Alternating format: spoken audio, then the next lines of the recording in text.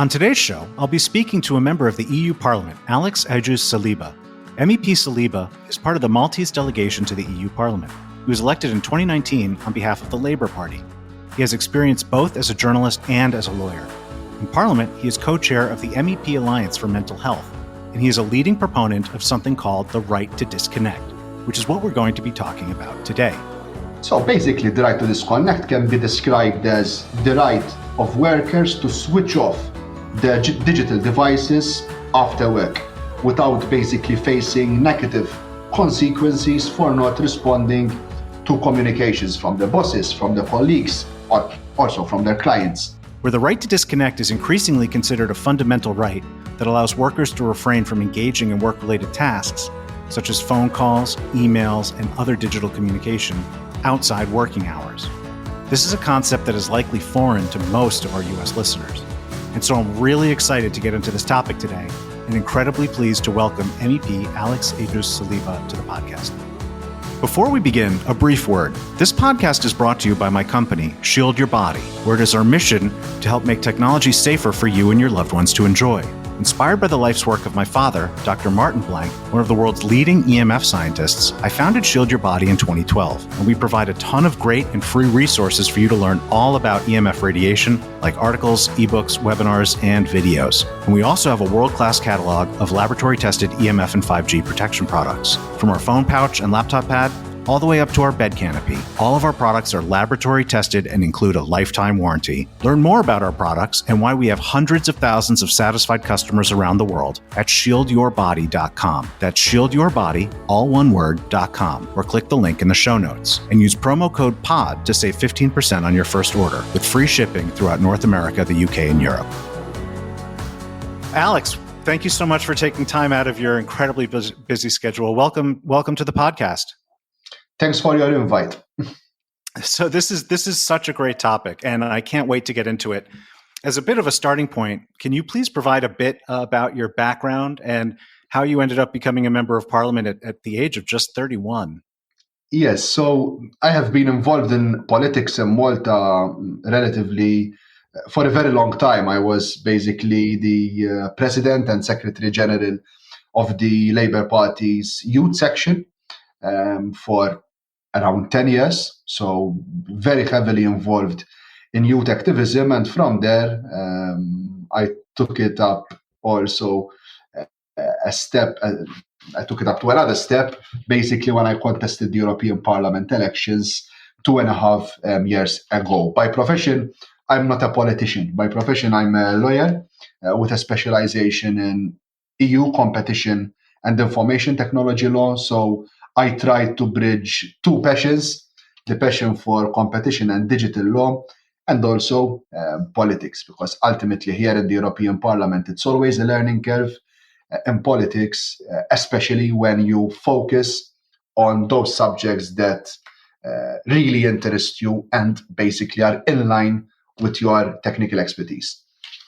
So that feeds right into the next question, which the topic we're talking today, focusing on, is the right to disconnect, and it exists at the intersection of health and technology and human rights, Yeah. and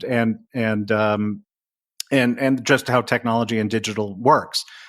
How did this area become a focus for you? How did you get into this particular intersection of topics? Yeah, very interesting question, because in the European Parliament, I sit on two main legislative committees. I'm a full member in the Internal Market and Consumer Protection Committee, and also in the Employment and Social Affairs Committee. In the Internal Market Committee, I focus a lot of attention on digital issues. Basically, I was also a rapporteur for the European Parliament's proposal on the Digital Services Act and the Digital Markets Act, basically the two proposals which will shape the internet policy for the European Union for the upcoming 10, 15, 20 years, basically also revamping the e-commerce directive, two very important pieces of legislation.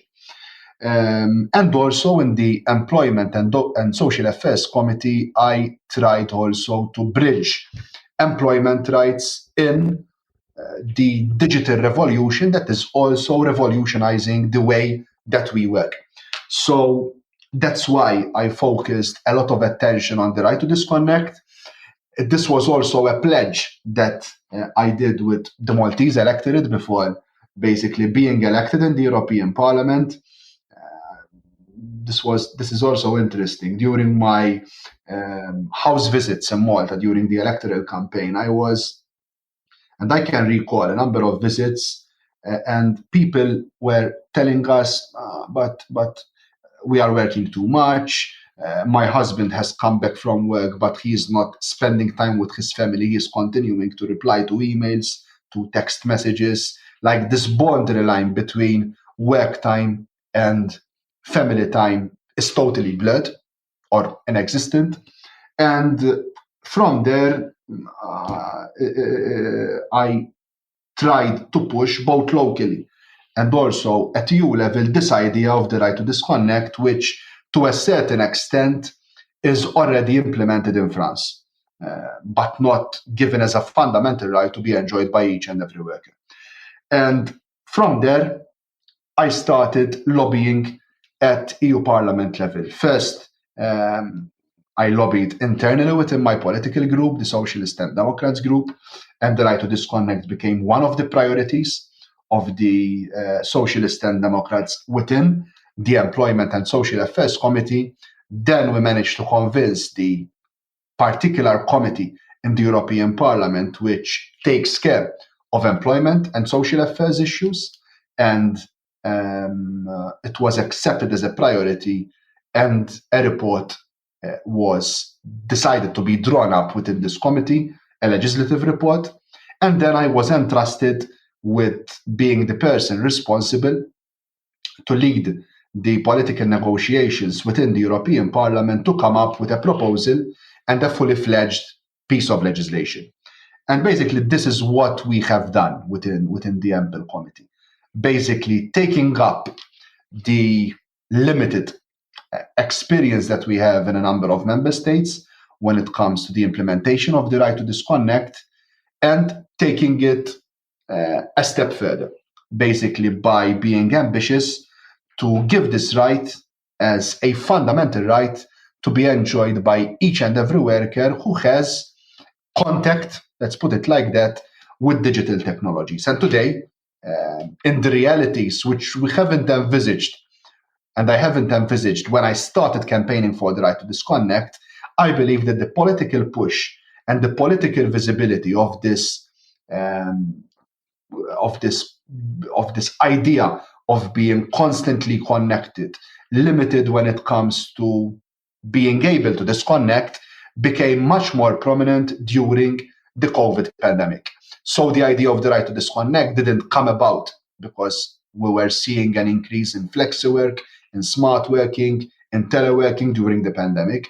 It was an idea that we agreed to move forward and push forward a legislative initiative way before the start of the pandemic. But the work that we have done on drafting political negotiations came all during the pandemic. So I think that the pandemic, in a way, helped to make the political class in the European Parliament, but also those who will be the main stakeholders to implement the right to disconnect, it gave more political visibility, more political push on the idea of safeguarding this fundamental right for workers to rest, to enjoy their family time in basically in the digital environment. So can you speak a little bit in more specific for my listeners, because a lot of my listeners are in the United States and they've never heard of such a thing. So can you explain what is specifically the right to disconnect? What right does that grant? So basically, the right to disconnect can be described as the right of workers to switch off their digital devices after work without basically facing negative consequences for not responding to communications from their bosses, from their colleagues, or also from their clients. This is not a new idea, and already some spotlight, as I said, was put on France when they adopted a similar legislation way back in 2016. In France, the only difference that exists from what we are proposing and what has already been implemented in France is that in France, the right to disconnect can be enjoyed only by those companies who employ more than 50 employees. In our case, the proposal is meant to be addressed to all workers who have interaction with digital technologies. What does this mean? This means that workers should not be worried, pressured, that they will suffer any negative repercussions because they do not engage in work-related tasks, activities through any type of electronic communication, such as phone calls, emails, or other messages outside working time. And at the same time, employers should not require also workers to be both directly and also indirectly available or reachable outside their working time. And they should also provide workers with sufficient information, including a written statement setting out the right to disconnect, basically how the right to disconnect has to be implemented. With the right to disconnect, we want to ensure that digital tools, which are so fundamentally important in this day and age, are used as an asset, benefiting both employers and also workers, while the adverse effect of this digital revolution that has revolutionized the way that we work, the negative effects will be mitigated. After work, even if it is performed from the borders of your home, I believe that workers should be able to switch off their digital technologies without fearing any negative repercussions. And that is why in the European Parliament we have come up with this proposal, we have negotiated this proposal, and basically now this proposal has been accepted from the plenary of the European Parliament officially as the position, the official proposal of the European Parliament when it comes to this fundamentally important piece of legislation. And how would a right like this be enforced in practice? So, agreements reached by social partners at company level could be implemented both in hard and soft measures to apply the right to disconnect. I think one of the most fundamentally important features in this piece of legislation is that we didn't want to do away with the flexibility that still exists in this day and age. So, first of all, we cannot and we couldn't implement a one-size-fits-all right to disconnect. There are different employment environments which exists, and the right to disconnect has to be basically conditional upon the requirements of different employment relationships and different sectors within our economies. There were those hardline approaches that were suggested to us during this negotiation process. For example, in Germany, there are some hard measures which, for example, include the shutting down of employees' internet connections, the shutting down of servers, so that employees will be totally disconnected. And even, for example, if their colleagues copy them in an email which is sent after office hours, this would not disrupt their leisure time, their free time, which is one of their fundamental rights. We didn't opt for those hard measures.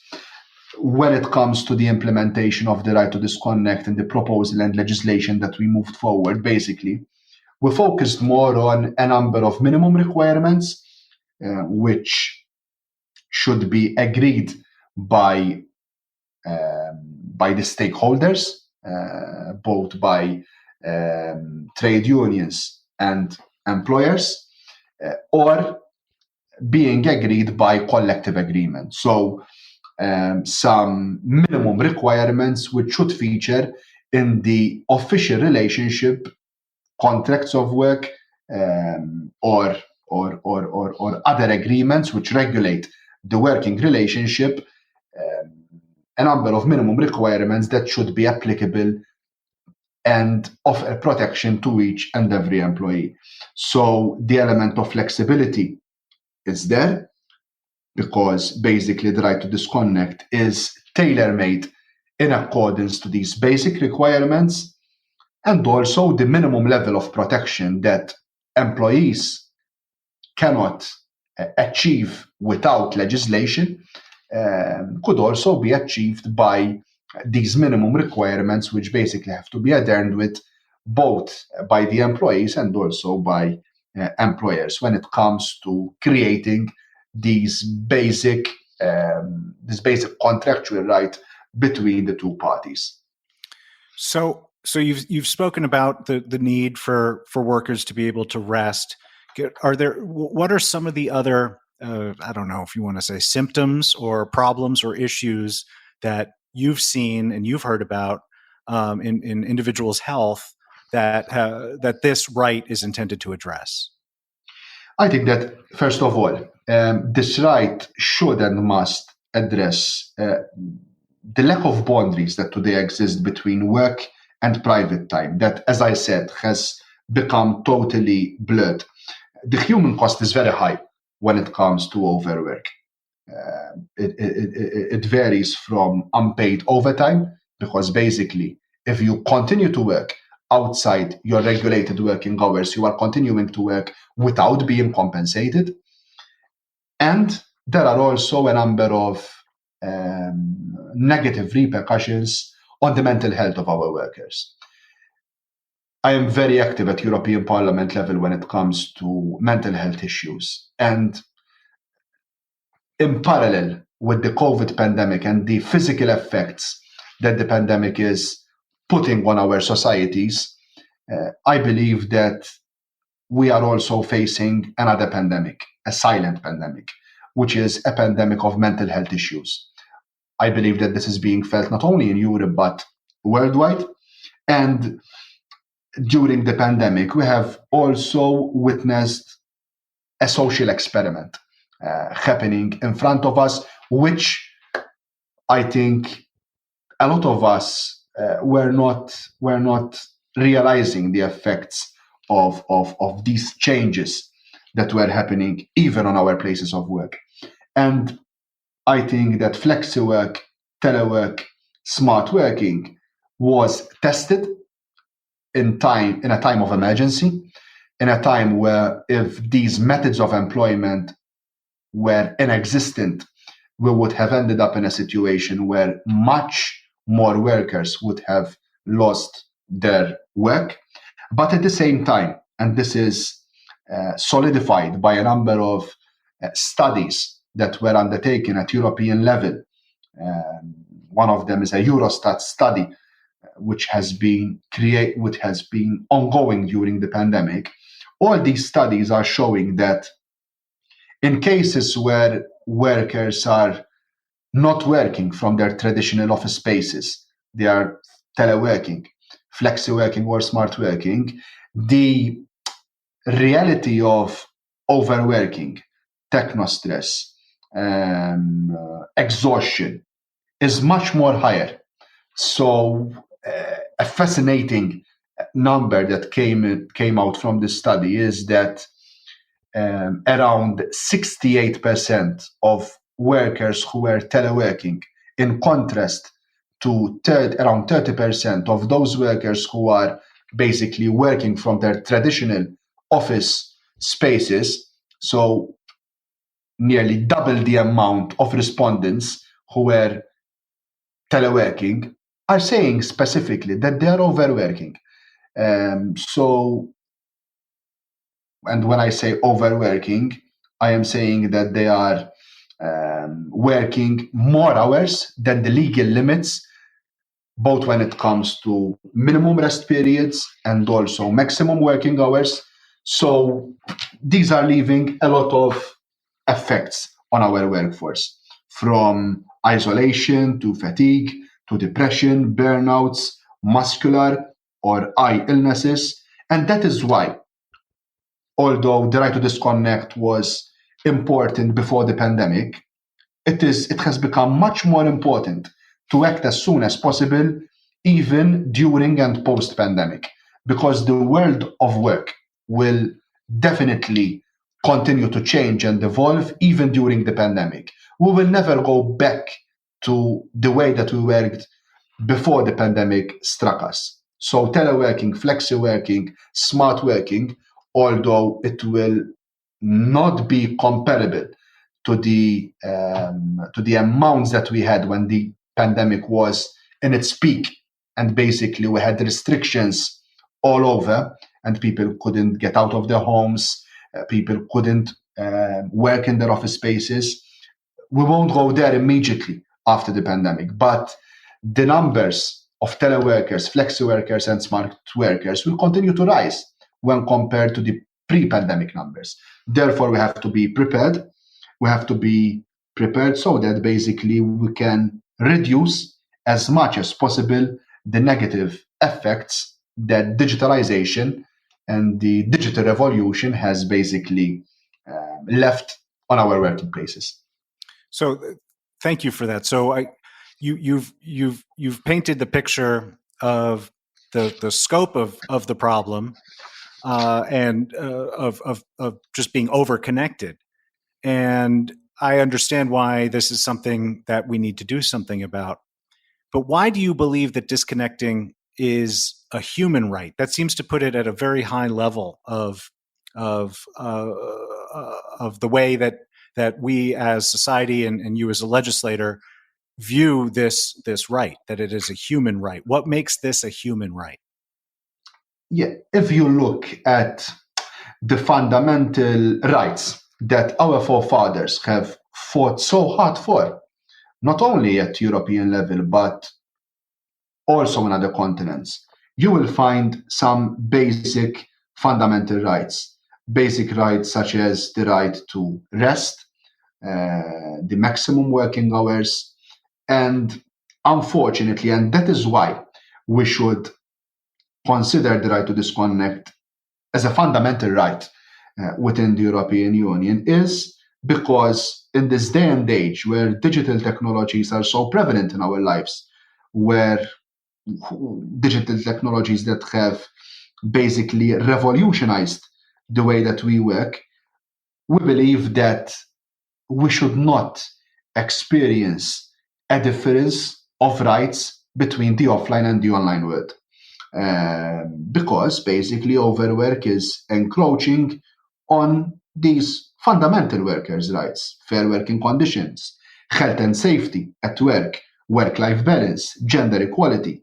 The excessive use of technological devices can aggravate, as I said, the phenomena of isolation, anxiety, depression, burnouts, techno addiction, sleep disorders, and also musculoskeletal disorders. And that is why this right should be treated as a fundamental right. And that is why the European Parliament, is considering the right to disconnect to be a fundamental right, because that is an integral part of the new working patterns in the new digital age. And that is why this right should be seen as an important social policy instrument at EU level to ensure the protection of workers' rights. So often, in my experience, issues that are at the intersection of health and technology can be difficult to explain and can also face sort of a reflex opposition from people. Have you found this policy to be relatively easy to explain to people, or have you encountered any difficulty in expressing the issues or received opposition? Yeah, when it comes to explaining the right to disconnect and explaining why it is important to have the right to disconnect, I don't think that it was very difficult, because people relate, and especially politicians in the European Parliament relate to issues of overstress, always being connected, because ultimately we are also feeling this techno stress, this culture of always being connected. Our biggest challenge was at European Parliament level, because there were a number of quarters which were totally in favor of having a recommendation from the European Parliament on the importance of disconnecting, outlining the fundamental principles when it comes to the right to disconnect. But when we came to proposing a fully fledged piece of legislation, yes, there was, and there is still, quite a number of opposition on the right to disconnect, which, in my opinion, sometimes comes also from the fear of the unknown, or maybe the fear to lose the possibilities to explore workers' productivity or even other management practices which are beneficial to employers. I think that during the pandemic, many big employers have realized the benefits of teleworking and have announced that this will be also implemented and practiced even post-pandemic. And the flexibility that teleworking has provided to employers and employees are not to be ignored. And I guess that the opposition comes from the unknown idea that the new rules would and can reduce this flexibility that we have today.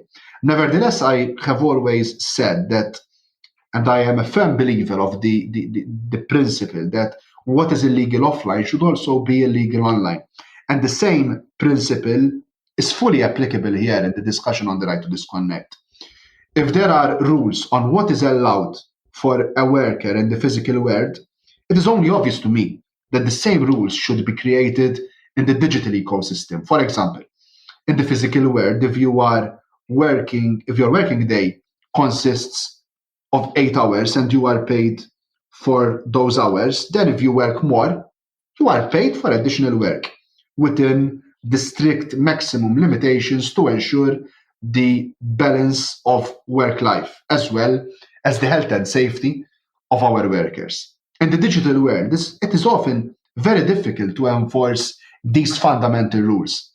Digital tools have basically opened the door to evade existing rights and protection for workers, and unless we take actions to adopt an appropriate legal framework, I am afraid that workers will be more vulnerable and more exposed to all kinds of grey digital practices that are not forbidden, but also shouldn't be allowed either, simply because a worker have left the traditional office space and they are at home, but they have received an email or a message from their bosses or colleagues to which they feel obliged to reply, will not make it okay or justify that this is just happening in the digital world. So we can close an eye and say that our fundamental rights have not been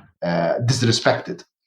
So it's really important for us to bridge this divide that we have today between the offline and the online realities that basically digitalization has created when it comes to the world of work. That is why the right to disconnect is so fundamentally important to be implemented as soon as possible.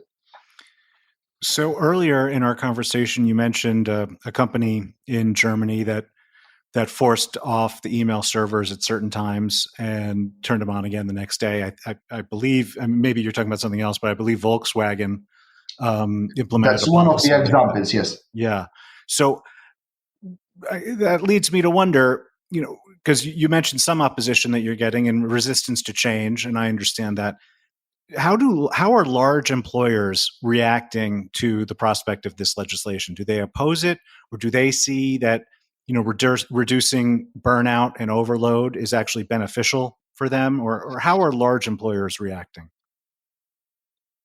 If you look at what happened a couple of weeks before we took the vote in the plenary of the European Parliament on the right to disconnect, basically everyone was, as I said previously, everyone was in favor of the idea of the right to disconnect. But when it came to the employer association at EU level, they campaigned heavily to have a resolution text which is approved Therefore, the concept and the raison d'etre why we need the right to disconnect remained there and voted favorably by the European Parliament. But their biggest fear, the fear of the unknown that I have recalled previously, was to have a legislation. So the big employers and also employers associations at EU level were more afraid to have this right to disconnect implemented by legislation. They were much more in favor to have soft law, to have the implementation being affected by the will of employers.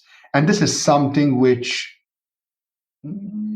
I think will dilute the concept of the right to disconnect being a fundamental right. As I said, we need to maintain the level of flexibility when it comes to different working methods, different working places, which require different methods to apply the right to disconnect. But the fundamental concepts, the minimum requirements that we are enlisting in Article 5 of the directive that we have basically approved from the European Parliament, these should be implemented in an unequivocal way, implemented in a harmonized way, and be enjoyed by each and every worker. And to achieve that result, we must have uniform application by having a piece of legislation, which definitely, as being drafted by the European Parliament, will not dilute the concept of flexibility, which is so important to have a realistic chance of implementing the right to disconnect. So yeah, on that question of standardization leads me to another question, right? You mentioned that this right exists in France. I understand it also exists in Italy and Ireland, and that Portugal just actually implemented this as well. What would this right passing at the level of the EU Parliament, so EU-wide, what would it do to the existing legislation in these countries? So if you look at the right to disconnect and what do we have at hand today? So we have the precursor for the right to disconnect in Europe, which is France, which had a legislation being enacted way back in 2016 after a court ruling in the Constitutional Tribunal. And they award the right to disconnect only to a limited number of employees, those companies who employ more than 50 employees. We have a similar proposal being discussed to be implemented in Belgium. We have the right to disconnect being granted to a very limited number of workers in Italy, those employees who fall under the definition of smart workers. Then we have seen very positive developments happening also after we approved our proposal and legislation in the EP. First, we had the example of Ireland. In Ireland, we had a very correct, let's put it like that, implementation of the right to disconnect on the proposal that we have approved in the European Parliament. We had also very interesting developments and discussions happening in a good number of member states. For example, in my member state, in Malta, we had the implementation of the right to disconnect for all civil service employees, which amount to a good partition of workers in Malta. And we are still discussing the implementation of the right to disconnect in the private sector. And in Portugal, recently, we have seen another great victory and also a game changer for workers and the right to disconnect. Portugal basically has recently banned bosses from contacting their employees outside of their working hours. Basically, under these new laws, employers will not face sanctions if they employers will now face sanctions if they text, phone, or email their workers when they are off the clock. And for me, this is a very important victory that strengthens the call for the right to disconnect at European level.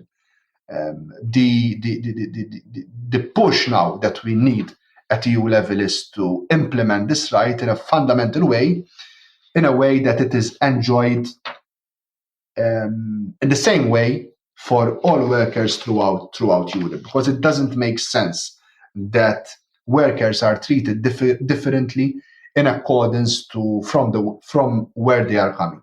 So ultimately this is why the European system is such a good system when it comes to the implementation of directives, because when we have directives, we can implement fundamental rights, minimum rights, in a harmonized way. So workers in Portugal will not be treated in a less advantageous way than workers in France or workers in Malta. That's why we need this directive to be implemented as soon as possible, and that is why we are being very vocal with the European Commission so that it sets the ball rolling, because now the ball is in the Commission's court to start discussions with stakeholders representing employees and employers at union level, so that we can have a piece of legislation being proposed by the European Commission as soon as possible, because we cannot afford to lose more time. So, what does as soon as possible realistically mean in the context of parliamentary workings? When could this become law? In the context of the European Parliament. So the process in the European Parliament now, as an official proposal, it's finished.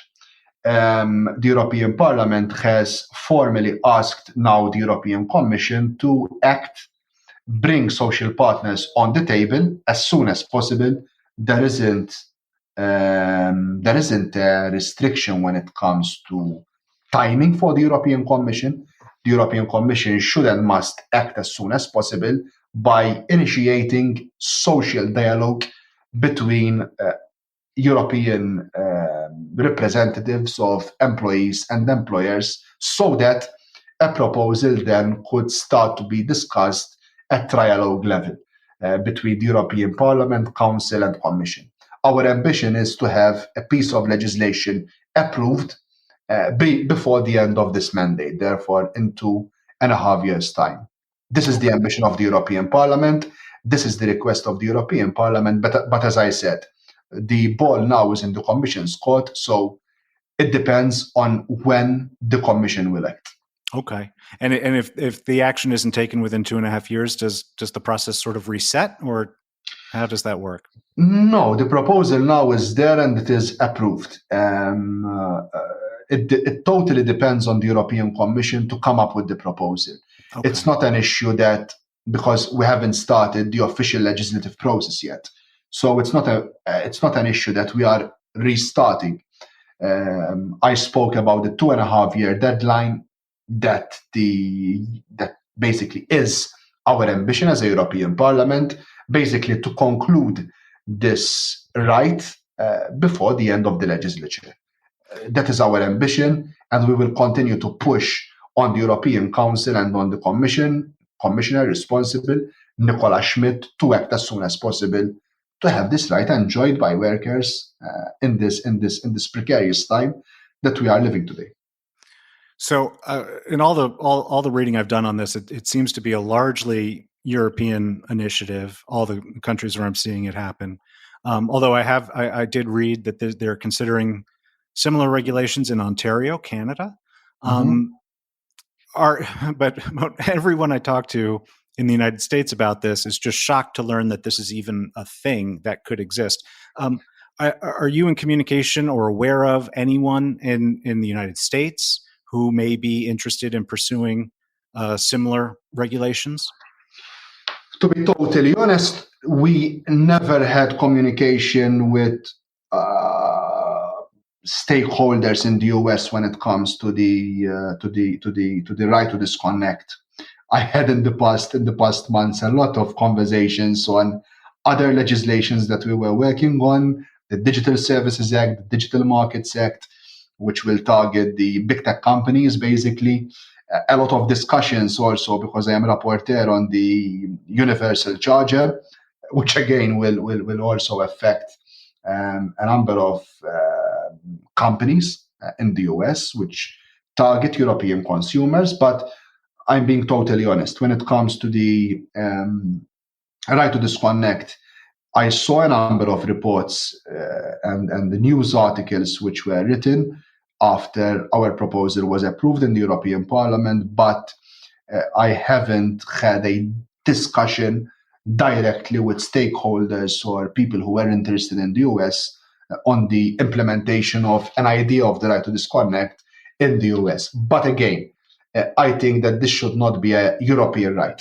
This should be a right which should be enjoyed by workers throughout the world, also on other continents, because workers should and must enjoy their fundamental rights, the rights that we take for granted in the offline world. They should also be fully enjoyed in the online world, in the digital ecosystem. No, totally agreed. Before we finish up, you mentioned your work on the common charger law. This is another initiative where when I talk to Americans about this, they're just shocked, like something like this is even possible. Could you just speak a little bit about what the common charger law is and why that issue is of importance to you as well? Yeah.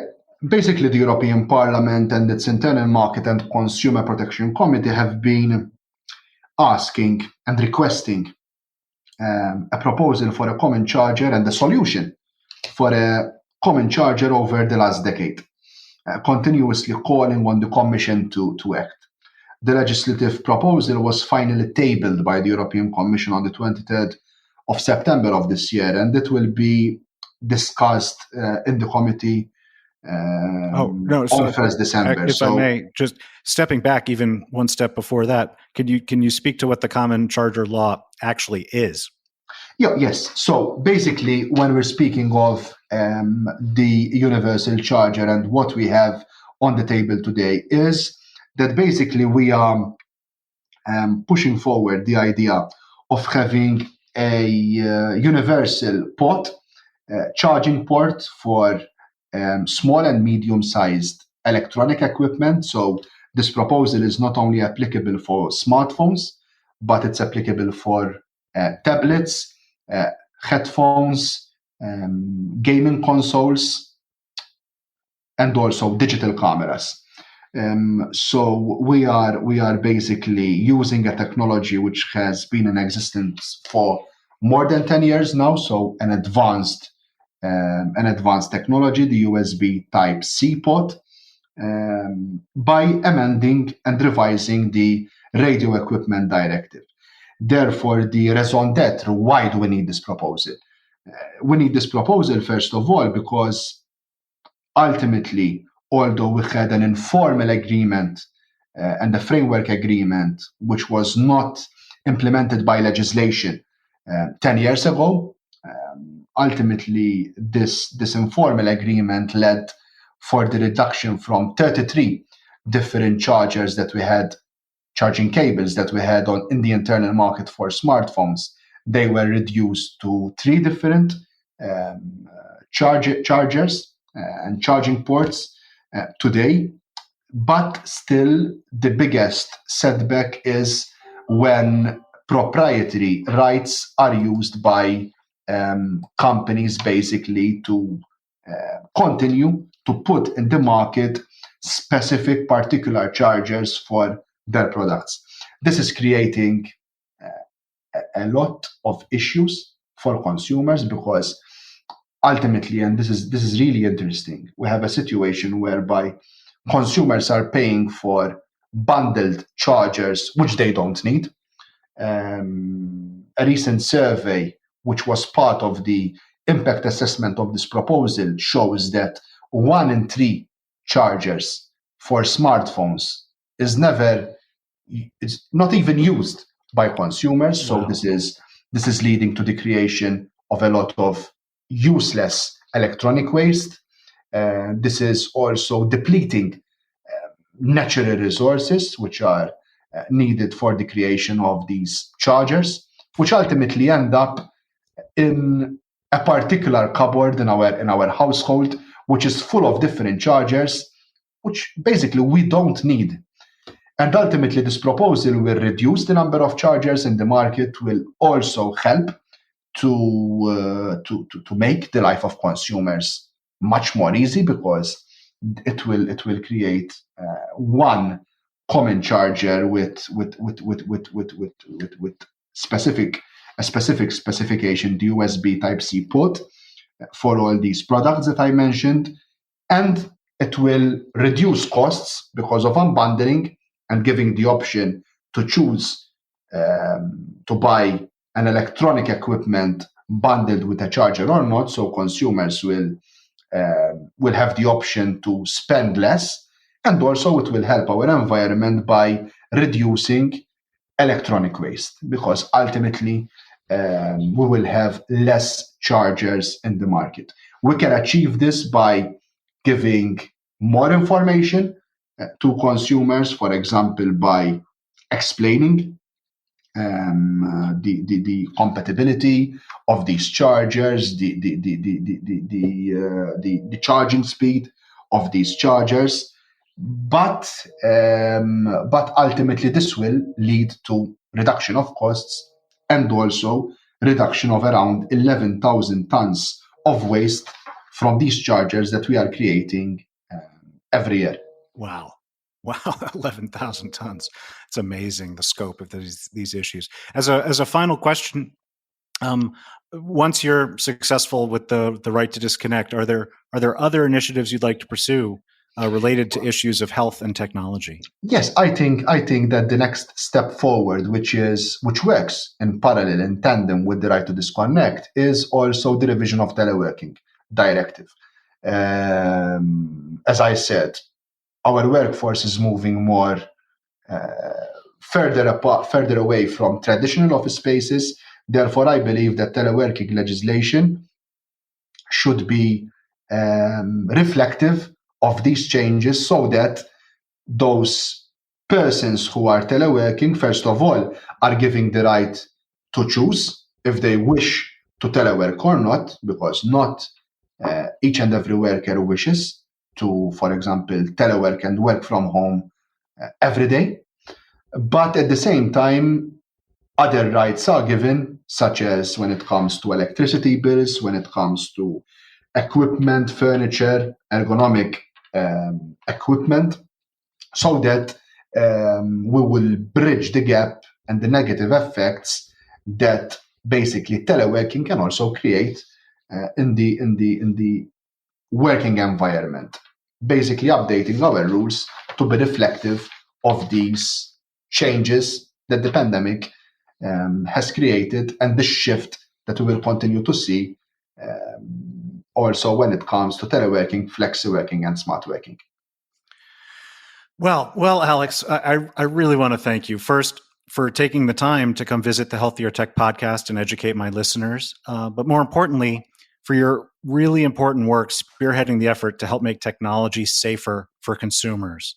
It's really refreshing for me, and I know for my listeners, to hear directly from a politician and policymaker working on these core issues that we all encounter every day, but are ignored by so many others. And it doesn't really need to be said, but you're so young. I can't wait to see what you will accomplish across your very promising career. I really want to thank you. Thanks to you, and thanks for this opportunity also to discuss these issues also with US listeners. It's really important for us also to engage with listeners also, not only in the EU, but also on other continents. So again, thanks Healthier Tech for giving me this opportunity. I really appreciated it. Wow. Well, as always, I am joined here by my co-host Stephanie. That was really interesting. What did you think? Yeah. I mean, I my mind is blown. Honestly, I really appreciate hearing these topics, because they're not things, as you brought up in the interview, they're just not things that we in the United States think about. And they're really important. And there's one quote, and I'm gonna paraquote, I guess. But there's one quote that he said that I wrote down, that what is illegal in the real world should be illegal in the digital world. And I think that sums up the entire, every effort and how we need to be framing our, how we think about employment and in the digital world, in the digital revolution. What do you think? That's funny. That's the exact quote that I pulled, that I wrote down while the interview was happening. I wrote it down a little differently. What is illegal offline should also be illegal online. And it's so simple and it's so obvious, and yet it's so often just not the case. People get away with things online all the time that aren't possible offline and that aren't even legal offline. And we just kind of accept it. And he's right. If you're working 8 hours and then you leave work, you can't be forced to work more than 8 hours without pay. But for some reason, you're allowed to be forced to check your email or to respond to a text message. And so, yeah, no, that was the exact quote that I pulled out. That's funny that we did the same one. Yeah, well, it really does encapsulate the effort so well, and as I said, how we should look at things moving forward. Because this stuff is really important as the move towards working at home becomes more and more accepted. Not just because of the pandemic, but due to here in the States, at least, it is mostly because of the pandemic that employers are realizing people want to work from home. Yeah. And this stuff is really important to talk about. And I also appreciate his next moves, which, he basically, updating workers' rights due to teleworking, thinking about, how do employers compensate electric bills, ergonomics, furniture. These are things that, are all very new here in the United States, and they're really important. Yeah. No, and the one other thing I'll say is, because in the United States, this issue is barely even talked about. And to realize that in Europe, there is a significant contingent that not only recognizes and talks about this problem, but views it as a human right.